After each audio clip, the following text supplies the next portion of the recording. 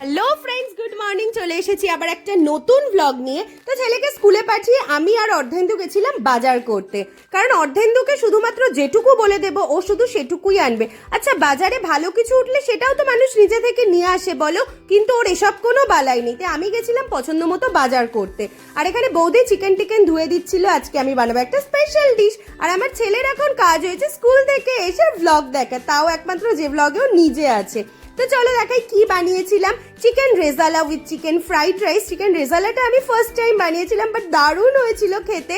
মানে ফ্রাইড রাইসটা দিয়ে ফাটাফাটি লাগছিল। আর বাড়িতে একটু গাজর ছিল, বুঝতে পারছিলাম না এতটা গাজর দিয়ে কি করব, তাই বানাচ্ছিলাম একটু গাজরের হালুয়া। পরে দেখাচ্ছি দেখতে আর খেতে কেমন হয়েছে। তো ছেলেকে এত হোমওয়ার্ক দেয়, আমার সারা সন্ধ্যা ওকে হোমওয়ার্ক করাতে করাতেই চলে যায়।